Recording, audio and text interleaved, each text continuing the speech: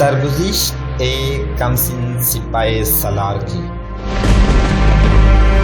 جو ایک مظلوم بہن کی پکار پر ہندو راجاؤں پر چڑھ دوڑا۔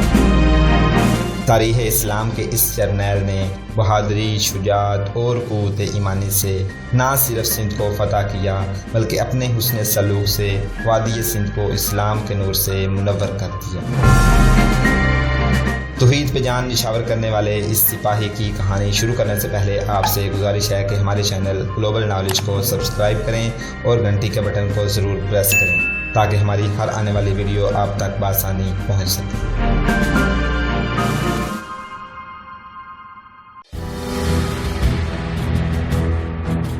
5 فروری 630 عیسوی 15 شوال 8 ہجری رسول کریم صلی اللہ علیہ وسلم نے طائف کا محاصرہ کیا تھا۔ آپ حنین اور عطاس کے مقامات پر خون ریز مار کے لڑ کر طائف پہنچے تھے۔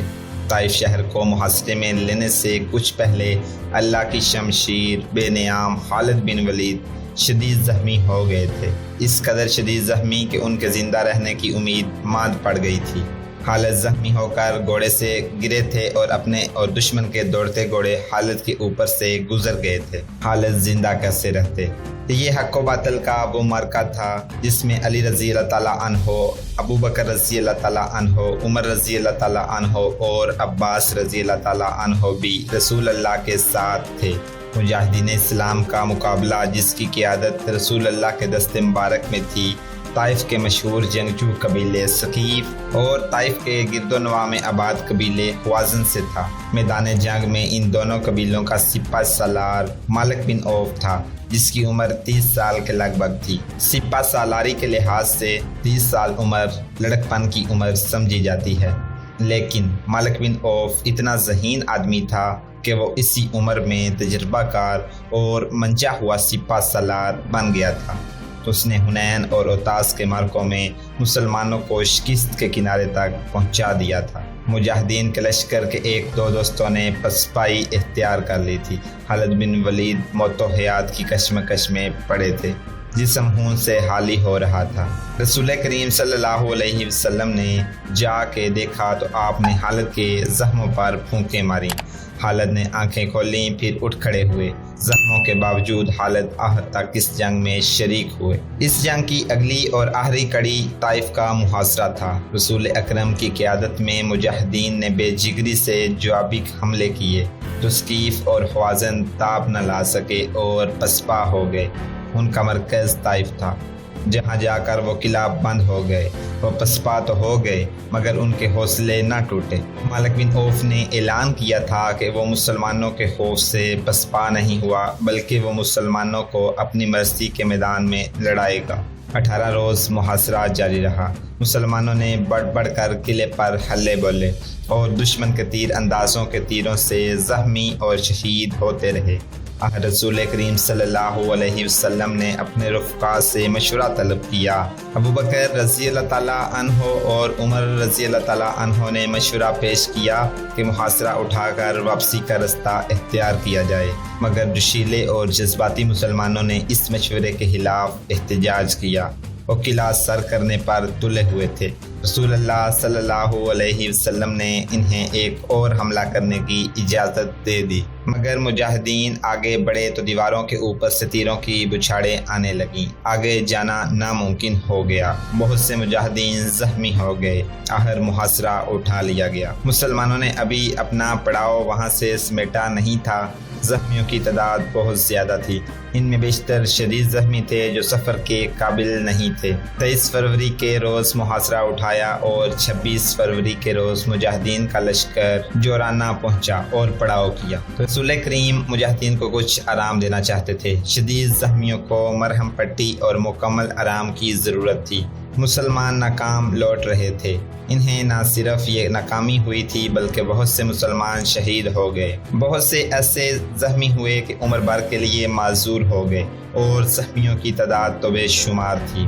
طائف کا شہر روز اول کی طرح کھڑا تھا اور شہر پناہ مسلمانوں کا مذاق اڑا رہی تھی۔ پھر ایک معجزہ ہوا۔ مسلمان ابھی جورانہ کے پڑاؤ میں ہی تھے کہ ان کے دشمن قبیلے حوازن کے چند ایک سرکردہ آدمی مسلمانوں کے پڑاؤ میں آئے اور رسول اکرم سے ملاقات کی استدعا کی۔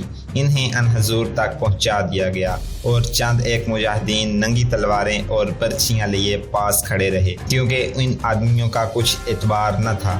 غیر مسلم قبائل میں رسول اکرم کے قتل کے منصوبے بنتے ہی رہتے تھے۔ قبیلہ حوازن پر یہ افتاد آ پڑی تھی کہ طائف کے محاصرے سے پہلے ایک لڑائی میں انہیں پسپا ہونا پڑا تھا اور ان کا بہت سا مال، اسباب، عورتیں اور بچے مسلمانوں کے قبضے میں آ گئے۔ قبیلہ حوازن پر یہ افتاد آ پڑی تھی کہ طائف کے محاصرے سے پہلے ایک لڑائی میں انہیں پسپا ہونا پڑا تھا اور ان کا بہت سا مال، اسباب، عورتیں اور بچے مسلمانوں کے قبضے میں آ گئے تھے۔ اس وقت کے رواج کے مطابق یہ سب مال غنیمت تھا جو حوازن واپس نہیں کر سکتے تھے۔ رسول اللہ نے اعلان فرمایا تھا کہ کوئی آدمی جنگ کے بعد اسلام قبول کر لے تو بھی اسے یہ حق دیا جائے گا کہ وہ اپنا مال واپس لے لے۔ اے محمد، حوازن کے اس وفد کے ایک سرکردہ آدمی نے کہا، ہم نے اپنے پورے قبیلے کے ساتھ تجھے اللہ کا بھیجا ہوا رسول مان لیا ہے۔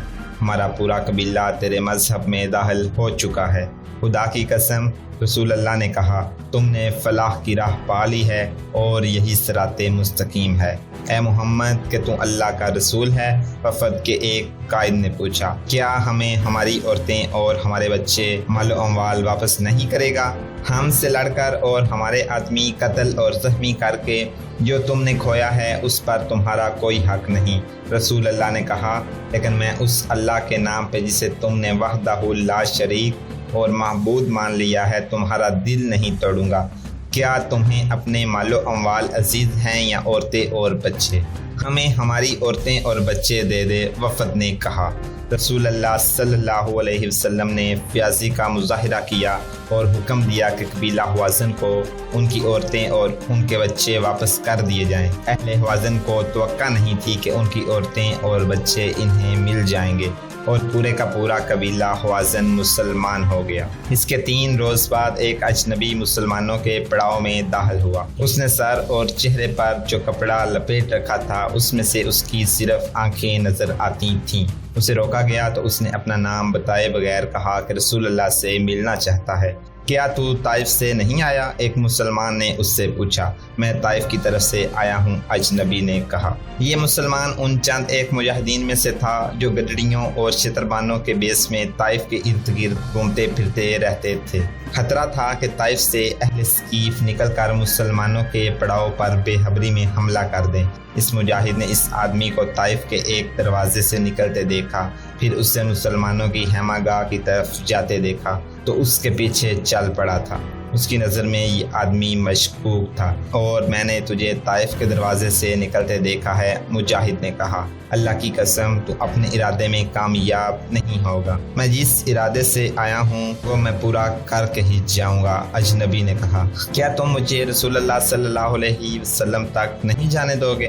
لیکن اپنا چہرہ کیوں نہیں دکھاتا؟ اجنبی نے اپنے چہرے سے کپڑا ہٹا دیا۔ خدا کی قسم، مجاہد نے کہا، تو مالک بن عوف ہے، ہم تجھے نہیں روک سکتے۔ 2-3 مجاہدین اس کے ساتھ ہو لیے اور اسے رسول اکرم کے خیمے تک پہنچا دیا گیا۔ بن عوف، رسول اللہ نے پوچھا، کیا تو صلح کا پیغام لایا ہے یا کسی اور ارادے سے آیا ہے؟ میں تیرے مذہب میں داخل ہونے کے لیے آیا ہوں، مالک بن عوف نے کہا۔ اور طائف کے مشہور و معروف جنگجو قبیلے ثقیف کے سردار مالک بن عوف نے رسول اللہ کے ہاتھ پر بیعت کی اور اسلام قبول کر لیا۔ مورخ اس معاملے میں خاموش ہیں کہ مالک بن عوف نے اسلام کیوں قبول کیا تھا۔ اس پر کوئی جبر تھا؟ اس نے تو مسلمانوں کا محاصرہ ناکام کر دیا اور انہیں واپس چلے جانے پر مجبور کر دیا تھا۔ اسے مسلمان ہونے کی کیا ضرورت تھی؟ شاید وہ رسول اکرم کے اس سلوک سے متاثر ہوا تھا جو آپ نے حوازن کے وفد کے ساتھ کیا تھا۔ بہرحال یہ ایک تاریخی حقیقت ہے کہ ثقیف کے سردار مالک بن عوف نے اسلام قبول کر لیا اور وہ کئی جنگوں میں شریک ہوا۔